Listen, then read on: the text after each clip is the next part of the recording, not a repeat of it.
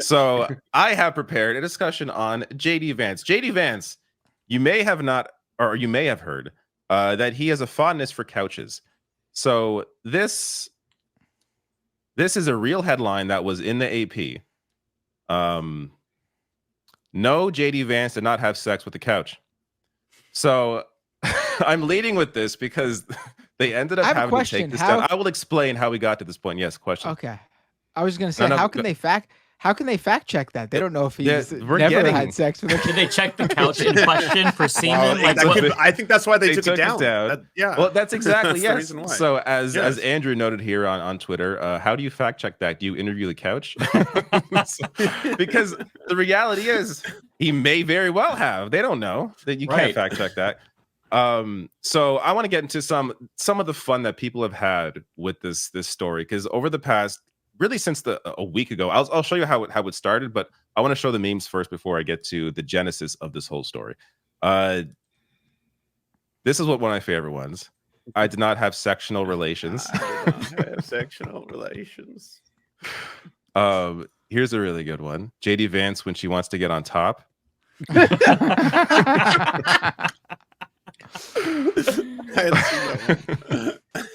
The angle of his face and eye line is a good giveaway. Dude only has eyes for one thing. I was like, this counts as a threesome. What? Okay, guys, don't hate me for this. I've seen the couch stuff, right? But so I don't know. You don't know about this. Yeah, I don't know where it's stemming from. So don't hate me. The internet poison you all the time. No. I feel so bad, Rebecca. I know. Ashley, no, Ashley Furniture, hell yeah. Here's a good one. Whatever you do, don't tell JD Vance about this couch. Oh hell yeah! Damn. Pussy right there.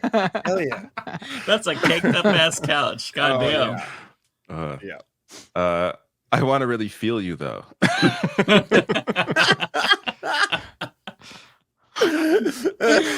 Oh my god. JD Vance, pause the video.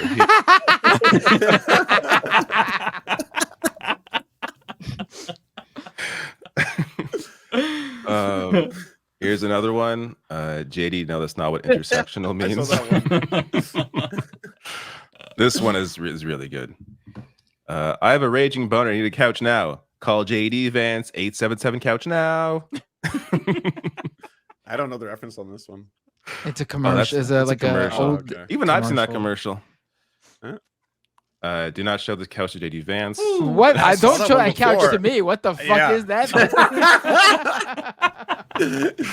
That's oh my god. Multiple couchissies on one. That's amazing. When you let JD Vance house sit. And the last one I have, unfortunately, it might not hit as well because we cannot hear the are not allowed to play the music over it. But this is a fantastic little I can get it working video. I love that this is the first segment you prepared for on the Leftist Mafia. We can't play the music. But imagine some romantic music over top of this. Oh yeah. Oh yeah. Mm-hmm. Oh yeah. And this goes on and on and on. Just him and looking at beautiful couches. Oh yeah. So here is the genesis of this story. Somebody tweeted this that they then deleted, and I'll explain as to why. Can't say for sure, but he might be the first VP pick to have admitted in a New York Times bestseller to fucking an inside-out latex glove shoved between two couch cushions, and then references the pages. And hillbilly didn't happen. Yeah. This is completely made up. It didn't happen. When you go to that page, it's all made up. Again, we don't know if this didn't happen. What we do know is that it's not in the book. It's not in the book. Right. Yes. And he has not publicly denied it yet. And like that's why I want us to keep pushing the memes, because this could become a debate question. If we get this, we've already gone onto AP News. They're not going to let it become a debate question. They're not going to let that's up to us. After that tweet, people just ran with it. Someone else, people were tweeting about it without even reading the pages, just liking it like it was real. It kept going on. Wait a minute, JD Vance fucked his couch and then wrote about it. Like this is how shit spreads JD Vance fuck his couch, and why is this rumor so believable? I love that they have to report about this. I love that so much. Yeah. So I don't. You know what? So Maybe it's he real. put a condom on allegedly. You know, a latex glove latex allegedly between two and then couch put cushions. it through his couch, and the friction. You know, he went to town. He wanted to see what it was like, so he fucked his. He couch. got some couches. Is he married or? Well, Hillbilly Elegy is his coming of age. It's his coming of age story. He would have been aged. But is that so? I mean, he's okay. I know nothing about this man. Never heard of him until recently. You do know he's a couch fucker, so there's that. I know that, and I know allegedly we've heard, and I've learned a lot about him as well. But the couch thing seemed not important to me at the time. I'm like, it didn't seem great, but yeah. But I see people are gonna make it a thing. It's already become a thing because I've seen couch everywhere. I will say it's important in the sense that it helps to just turn this guy into a clown. Like it. We shouldn't. But he was already a clown when I saw that he was a Trump hater. No, he was already a clown when I saw that he was a Trump hater. He's already a clown, exactly. Around, but we should make fun of these people. Do you want to read the other passage that I stumbled across? Yeah, so Mike apparently uncovered page 21. So do you want to read it out loud, David? Well, you wrote it. Why don't you read it in a Southern accent? You got to put on an accent. I'm not going to put an accent on. Who has a Southern accent? Read it. You really got to get into the style. Okay. Does he doesn't have a Southern accent, JD Vance. It doesn't matter. The occasion calls for one. Yeah. So this is page 21 of Hillbilly Elegy. Life in Jackson ain't quite like it is elsewhere. Well, you sound racist as hell. Does it? Damn. Is it? Continue. Okay. You're giving off plantation owner. Okay. Is it? Oh no, I didn't expect my accent to be that good. Okay, I'm sorry. Just because we were poor didn't mean we didn't know how to throw a party and have a gosh darn old good time. Lindsay, I think this is his sister, and I threw a big party with the fellas from the gas station one night. We filled up a bucket with fruit punch and vodka, blasted 80s rock, and got high as kites. That's the first time I experimented with shrooms. Lindsay woke up with a penis drawn on her face, and I found an empty M&M's minis container shoved halfway up my ass. Don't quite know how it got there, but to be honest, but it wasn't as pleasant as the hot dogs we'd used for makeshift dildos in college. Still, that was one hell of a night. And he goes on to talk about his Mima and Peepaw and whatnot. But yeah, page 21. People got to read this book, man. There's a lot in this book. Is that really in the book, or is this made up? It's a movie by Ron Howard. Ron Howard turned this into a movie for Netflix. Glenn Close is in it. She was this scene in the movie? Award. I don't know. I haven't seen it. Yeah. This is some sickery stuff, but they're demons. I told you. Yeah, this is disgusting. This is no, this is not real. Also, I have to say that before I get sent. Okay, please, because I'm like, did AI create that? I don't know. That made me uncomfortable, and your accent made me feel like I was somewhere where I shouldn't have been. Like it was done downtown. It's audio of JD Vance. Here, let me bring it up. Is it him being weird? It's him calling to stop women from traveling from red states to blue states to receive reproductive health care. Oh, boy, let's hear this one. Let's say Roe versus Wade is overruled. Ohio bans abortion, in 2022 or 2024. And then, every day, George Soros sends a 747 to Columbus load up disproportionately black women to get them to go have abortions in California. And of course, the left will celebrate this as a victory for diversity. That's kind of creepy. Health justice is only exterminate that's right, class black people. Is that Amy Therese? Yeah, something like that. Whose voice is that? I don't know. That might be Amy Therese. If it is, that's supreme. Is it really? Oh, I don't know. I can't confirm that. That's just me wildly speculating.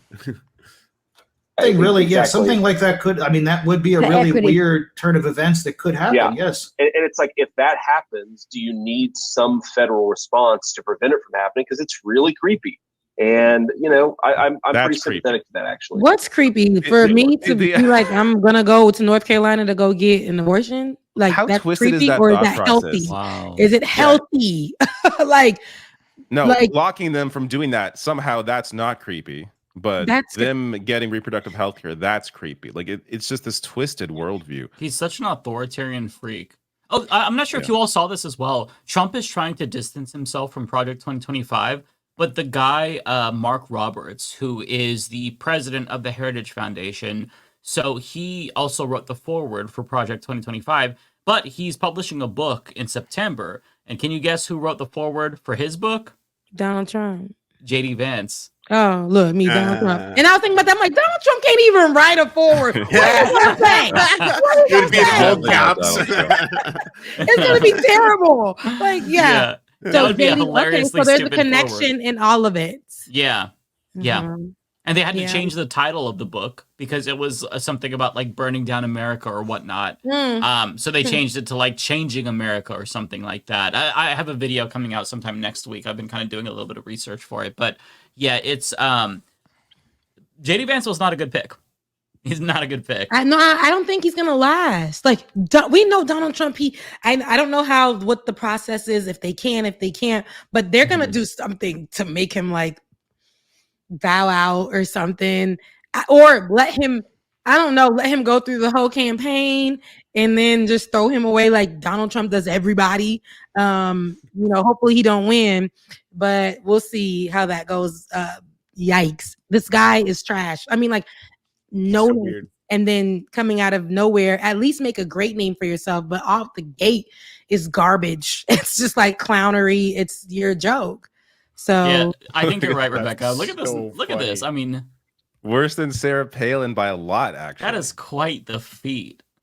-5. I was seeing from CNN that they did a piece on this like a couple days ago where he's the only VP choice that has performed underwater after the announcement. Like he's the only one that's getting negatives out of at least since like 1980 or something, whenever the count went back to. But the only one. Like that's how poorly the choices. They really thought they were just going to cruise to the election, and so they just picked their favorite pick, the guy close to money, the guy that is the future, I guess, of the far right. This weird view. I'm not sure if any of you read that piece. I think it was in Vanity Fair, but it was like this deep dive into Peter Thiel and his connection to, I'm forgetting his name now, Curtis Yarvin, I think. He's like this philosopher on the right who basically wants to see a monarchy. Like that is the philosophy that this guy has, and that's what Peter Thiel ascribes to, as well as JD Vance. Obviously, he's not going to say that. How did he pick this guy? Like, I just feel like, where was he? This is like deep right wing shit. Like this is where all these so-called thought leaders on the right. This is where they spawn from. Like this is their dude now.